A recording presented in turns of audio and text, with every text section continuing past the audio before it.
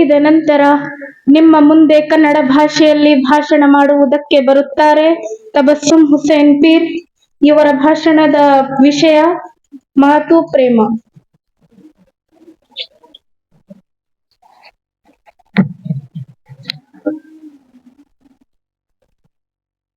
अस्सलामु अलैकुम व रहमतुल्लाहि व बरकातुहू.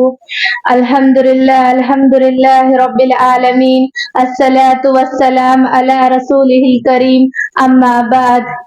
ಈ ವೇದಿಕೆ ಮೇಲೆ ಉಪಸ್ಥಿತರಿರುವ ಮುಖ್ಯ ಅತಿಥಿಗಳೇ ಹಾಗೂ ನನ್ನ ಶಿಕ್ಷಕ ಶಿಕ್ಷಕಿಯರೇ ಹಾಗೂ ನನ್ನ ಪ್ರೀತಿಯ ಸ್ನೇಹಿತರೆ, ನಾನು ನಿಮ್ಮ ಮುಂದೆ ಮಾತನಾಡಲು ಇಚ್ಛಿಸುತ್ತಿರುವ ವಿಷಯವೇನೆಂದರೆ ಮಾತೃ ಪ್ರೇಮ. ಅಲ್ಲಾಹನು ಸೃಷ್ಟಿಗಳಿಗೆ ದಯಪಾಲಿಸಿರುವ ಕೊಡಕುಗಳು ಪೈಕಿ ತಾಯಿಯ ಅತ್ಯಂತ ಶ್ರೇಷ್ಠವಾದ ಅನುಗ್ರಹವಾಗಿರುತ್ತಾಳೆ. ಆತನ ಕೊಡುಗೆಗಳಲ್ಲಿ ಅತಿ ದೊಡ್ಡ ಉತ್ತಮ ಸ್ಥಾನವಿರುವುದು ತಾಯಿಗೆ. ಏಕೆಂದರೆ ನಾವು ಈ ಭೂಮಿಗೆ ಬರುವುದು ತಾಯಿಯಿಂದ. ಒಳ್ಳಿತು ಕೆಡಕುಗಳಲ್ಲಿ ಕಾಣುವುದು ನಾವು ಈ ಪ್ರಪಂಚದಲ್ಲಿ ಎಲ್ಲಾ ಪ್ರಾಣಿ ಪಕ್ಷಿಗಳಲ್ಲೂ ಕಾಣುತ್ತೇವೆ. ಅಮ್ಮ ಎಂಬ 2 ಅಕ್ಷರದಲ್ಲಿ ಆ ದೇವನು ಎಷ್ಟು ಪ್ರೀತಿ ವಾತ್ಸಲ್ಯ ಕರುಣವನ್ನು ತುಂಬಿದ್ದಾನೆ. ಅದೇ ರೀತಿ ನಾವು ಸಂತೋಷಗೊಂಡಾಗ ನಮ್ಮ ಬಾಯಿಯಿಂದ ಹೊರಬರುವ ಶಬ್ದವೇನೆಂದರೆ ಅಮ್ಮ ಅಷ್ಟೇ. ಅಲ್ಲಿ ದುಃಖವಾದರೂ ಸಹ ಅಮ್ಮ ಎಂಬ ಶಬ್ದವೇ ಹೊರಬರುತ್ತದೆ. ತಾಯಿಯ ಅಪಾರ ಪ್ರೀತಿ ವಾತ್ಸಲ್ಯವನ್ನು ತೋರಿಸಿಕೊಡುತ್ತದೆ.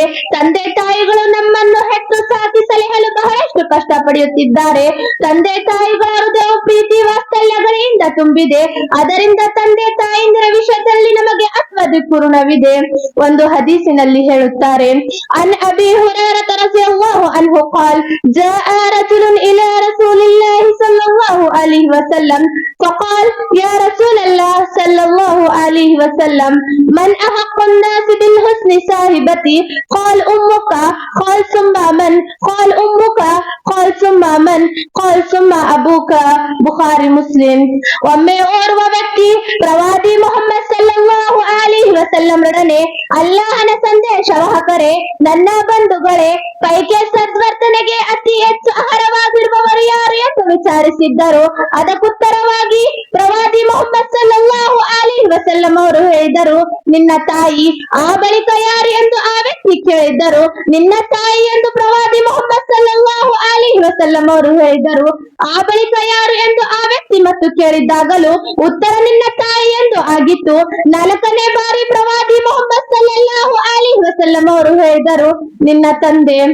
ತಾಯಿಯ ಸ್ಥಾನವು ತಂದೆಗಿಂತ ದೊಡ್ಡದೆಂಬುದು ಈ ವಿಷಯ ಪ್ರವಾದಿ ವಚನದಿಂದ ಶ್ರೇಷ್ಠವಾಗಿರುತ್ತದೆ.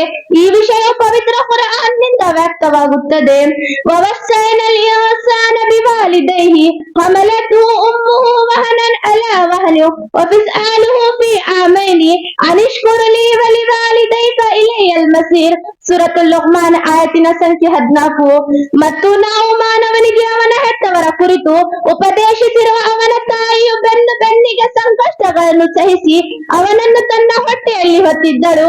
ಅವನಿಗೆ ಎದೆ ಹಾಲು ಬಿಡಿಸಲು 2 ವರ್ಷ ತಗೊಳಿದ್ದವು. ಅದರಿಂದ ನನಗೂ ನನ್ನ ತಂದೆ ತಾಯಿಗೂ ಕೃತಜ್ಞವಾಗಿರು. ಕೊನೆಗೂ ನೀನು ನನ್ನ ಕಡೆಗೆ ಮರಳಿ ಬರಬೇಕಾಗಿದೆ. ಈ ದೃಷ್ಟಿಯಿಂದ ವಿದ್ವಾಂಸರು ಗೌರವದಿಂದ ವಿಷಯದಲ್ಲಿ ತಂದೆಯ ಸ್ಥಾನ ಹಿರಿದೆಂದು, ಸೇವೆ ವಿಷಯದಲ್ಲಿ ತಾಯಿಯ ಸ್ಥಾನವೇ ದೊಡ್ಡದೆಂದು ಹೇಳಿದ್ದಾರೆ. ಅಸ್ಮಾ ರದಿಯಲ್ಲಾಹು ಅನ್ಹಾ ಹೇಳುತ್ತಾರೆ, ಪ್ರವಾದಿ ಮೊಹಮ್ಮದ್ ಸಲ್ಲಲ್ಲಾಹು ಅಲೈಹಿ ವಸಲ್ಲಂ ಕಾಲದಲ್ಲಿ ಒಮ್ಮೆ ನನ್ನ ತಾಯಿ ನನ್ನ ಬಳಿ ಬಂದರು. ಆಗ ಬಹುದೇವಿ ವಿಶ್ವಾಸಿನಿ ಇದ್ದರು. ನಾನು ಪ್ರವಾದಿ ಮೊಹಮ್ಮದ್ ಸಲ್ಲಲ್ಲಾಹು ಅಲೈಹಿ ವಸಲ್ಲಂರೊಡನೆ ಈ ರಾತ್ರಿ ವಿಧಿಸಿದ್ದೆ. ನನ್ನ ಬಳಿ ನನ್ನ ತಾಯಿ ಬಂದರು. ಅವರನ್ನು ಇಸ್ಲಾಂ ಅನ್ನು ದ್ವೇಷಿಸುತ್ತಿರುವರು. ಈ ಪರಿಸ್ಥಿತಿಯಲ್ಲಿ ನಾನು ಅವರೊಂದಿಗೆ ಸದ್ವರ್ತನೆ ಕೈಗೊಳ್ಳಬೇಕು.